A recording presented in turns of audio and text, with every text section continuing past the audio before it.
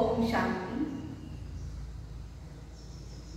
आजच्या 21व्या शतकामध्ये या विज्ञान युगामध्ये मानवाने नेत्रदीपक प्रगती केलेली आहे। माणसाप्रमाणे तो माणसाशी वागायलाही लागलेला आहे।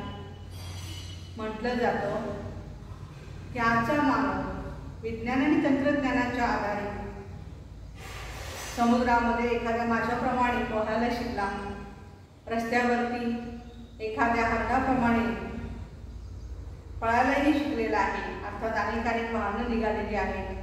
त्याचबरोबर आकाशामध्ये एखाद्या पक्षाप्रमाणे उडायलाही लागलेला आहे। विमानाचाही शोध लागला।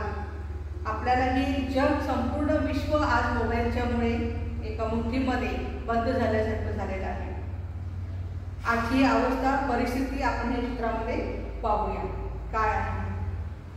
विज्ञान आणि अध्यात्म या एकाच नाण्याच्या दोन बाजू आहेत। विज्ञान आपल्याला तर्कवितर्क शिकवतं, अध्यात्म हे लॉजिकली इमोशनली आपल्याला एक बॅलन्सिंग राहायला शिकवतं। आपल्या मेंदूमध्ये दोन भाग आहेत, एक आहे राईट हेमिस्फियर, दूसरा आहे left hemisphere. Right hemisphere controls left body and left hemisphere controls right body. अशा प्रकारचे हे ॲक्शन आहे आपल्या बॉडीमध्ये। आज आपण बघूया की राईट जे आहे तर ते जास्तीत जास्त इमोशनल राईट हेमिस्फियर आहे आणि लेफ्ट आहे, लेफ्ट म्हणजे डावा भाग जो आहे तो लॉजिकल आहे। वैज्ञानिक आपण बघतोय की लॉजिकली जास्त विचार करत असतात आणि अध्यात्मामध्ये इमोशनली। या दोन्हीच्यात आपल्याला सामने कशी घालता येईल तर या ठिकाणी दाखवण्यात आलेलं आहे। जर आहे शास्त्रशास्त्रामध्ये अंध बांबू न्याय सांगण्यात आलेला आहे। आंधळा आणि पांगळा हे दोन मित्र असतात आणि त्यांना एकाच ठिकाणी जायचं असतं।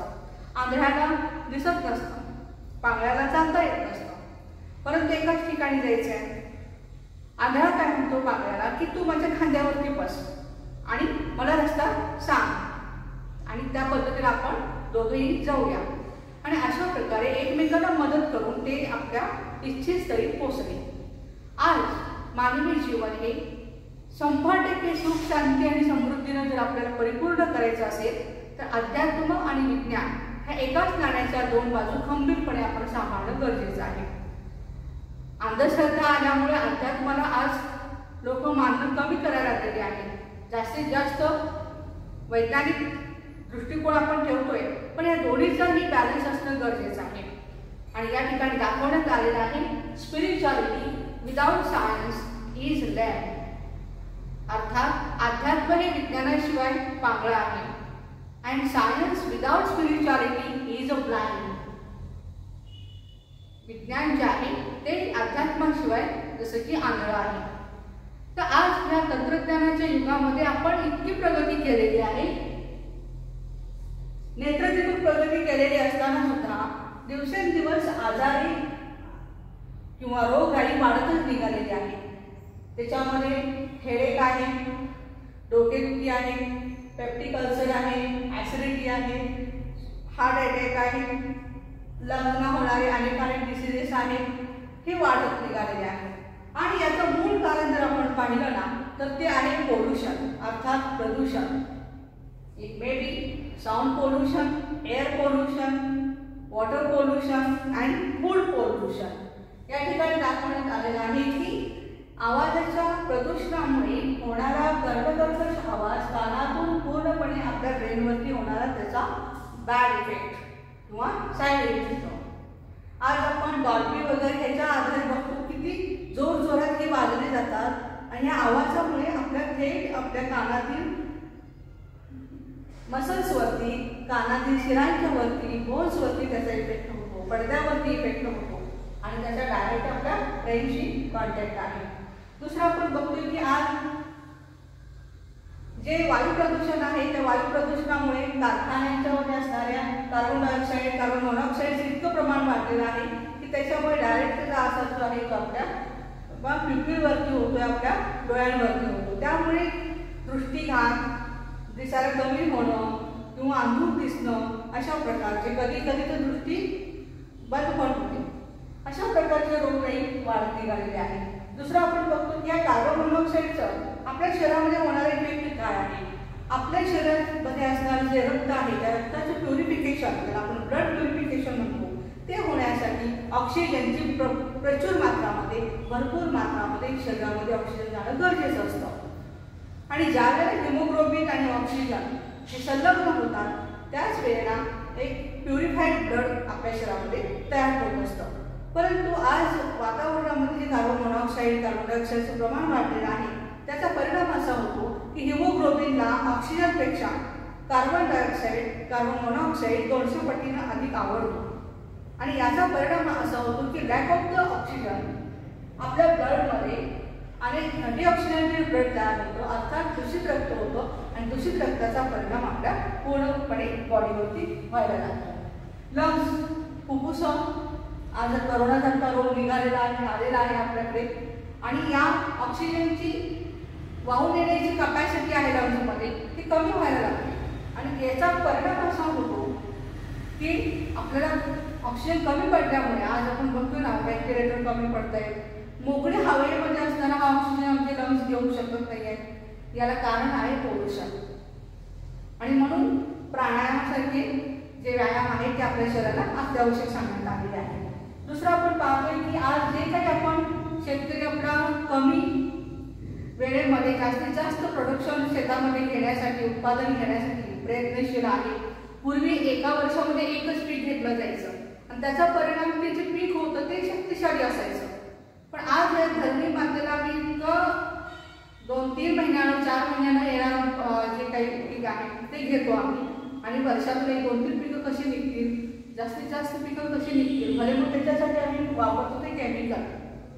आणि या केमिकलचा जो आपल्या शरीरावर होणारा साईड इफेक्ट आहे तर तो आहे पेप्टिक अल्सर किंवा कॅन्सरसारख्या रोगाचं प्रमाण वाढण्याचं कारण पण मूळ आहे की जे आपण अन्न खातोय ते रासायनिक खतांचं अन्न आहे आणि ज्याचा परिणाम आपल्या पूर्णपणे बॉडीवरती होतो. दुसरी गोष्ट आणखी एक पाहतोय आपण, याच्यासाठी सोल्युशन ब्रह्माकुमारी विद्यालयामध्ये आम्ही पाहिलं की आमचे जे शेतकरी बांधव आहेत तर ते सेंद्रिय शेती आणि राजयोगा मेडिटेशन असे 3 प्लॉट बनवलेले आहेत की एका प्लॉटमध्ये रासायनिक खतं आहेत, दुसऱ्या प्लॉटमध्ये सेंद्रिय खतं आहेत आणि तिसऱ्या प्लॉटमध्ये सेंद्रिय खतं प्लस मेडिटेशन.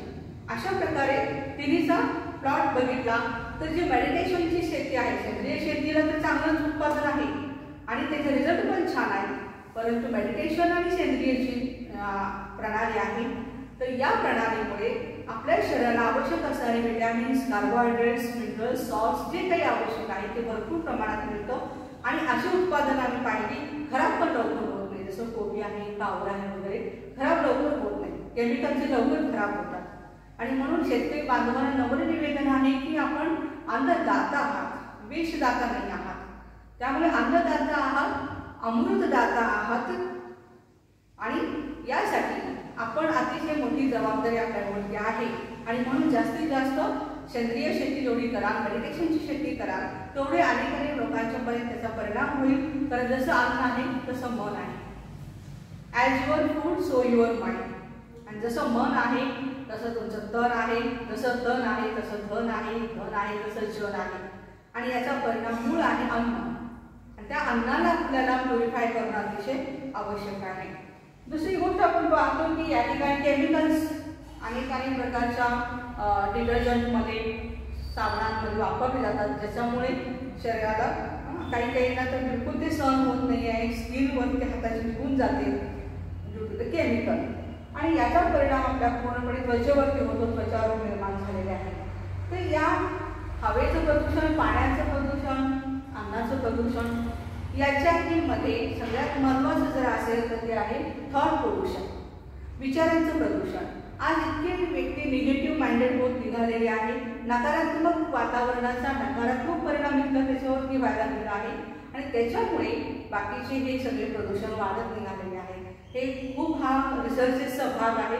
शॉर्टमध्ये मी आपल्याला हे सांगत आहे की जेवढी निगेटिव्ह माइंडेड तुमचं मन राहील तेवढंच तुमच्यामध्ये सहन करण्याची क्षमता, सामावून घेण्याची क्षमता, निर्णय क्षमता ॲडजस्टमेंट पॉवर ज्याला म्हणतो आपण, कोऑपरेटिव्ह पॉवर म्हणतो, एकमेकांना मदत करण्याची भावना ही कमी कमी कमी कमी होत जाते. पूर्वी गावांमध्ये सगळे एकत्र येऊन काय करायचे, आपल्या सगळ्या प्रश्नांचे उत्तरं शोधायचे, एकत्र यायचे, त्याच्यावर विचारविनिमय करायचे. आज कुणी कुणालाही भेटत नाही.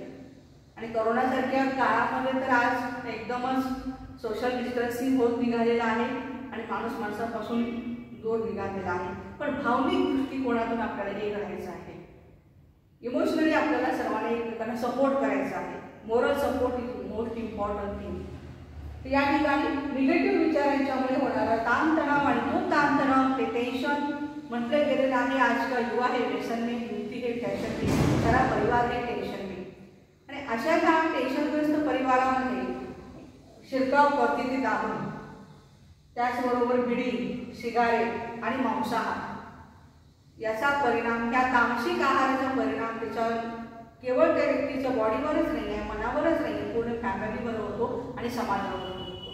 एक चांगले सुरते शिक्षक, संपूर्ण नवीन पिढी घडवणारे शिक्षक, पण त्या शिक्षकांचा मुलगा ज्या वेळेला ड्रिंक घ्यायला लागतो आणि प्रॉपर्टी वाटणी करून द्या, बस माझी वाटणी मला द्या असं म्हणून घरातल्याच लोकांना मारझोड करायला लागतो, त्यावेळेस ते शिक्षक हातामध्ये पेन न घेता, कोयता घेता आणि मुलाला मारतात.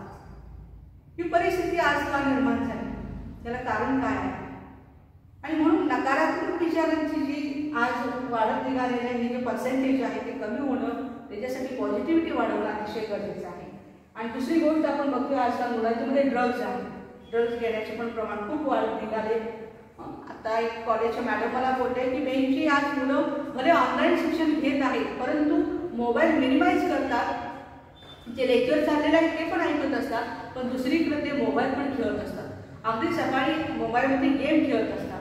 सकाळी 11 वाजल्यापासून 5 वाजेपर्यंत, 6 वाजेपर्यंत कंटिन्युअस त्यांचे गेम चालू आहे.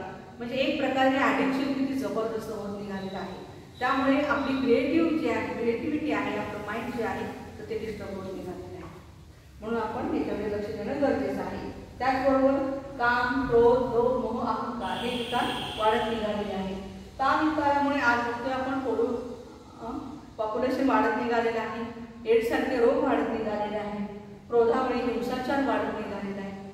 आज कोरोनासारख्या अवस्थेमध्ये सुद्धा माणूस, आम्ही पेपर वाचतो त्यावेळेला न्यूजपेपरमध्ये आम्हाला पाहायला मिळतो की कशा प्रकारे एक व्यक्ती दुसऱ्या व्यक्तीचा खून करायला लागला, मर्डर करायला लागलेले आहे. हिंसा, क्रोध, लोभी वृत्तीमुळे इंडस्ट्रीजचं प्रमाण वाढलेलं आहे. त्याच्यामुळे आता सांगितल्याप्रमाणे एअर पोल्युशन होतं. मोह, खुर्चीसाठी काय पण त्याच्यासाठी लाखो करोड रुपये खर्च करतील. आणि इकडे अहंकारी वृत्तीनं सुद्धा आज संपूर्ण जग हे तिसऱ्या महायुद्धाला कारणीभूत आहे आणि तिसरं महायुद्ध होत आहे. आणि यासाठी I should know myself who am I. आज माणसाला समजून चुकलेलं आहे, माणूस आहे, ओके, इट्स ओके, पण मी कोण आहे? शरीर तर तिसतं आहे, जे बाल्यावस्था, तारुण्यावस्था, वृद्धावस्थेमध्ये जातं, परंतु हा प्रश्न पडलाय माणसाला, हू एम आय, मी कोण आहे? तर याच प्रश्नाचं उत्तर आपण जाणून घेऊया पुढच्या चित्रामध्ये. ओम शांती.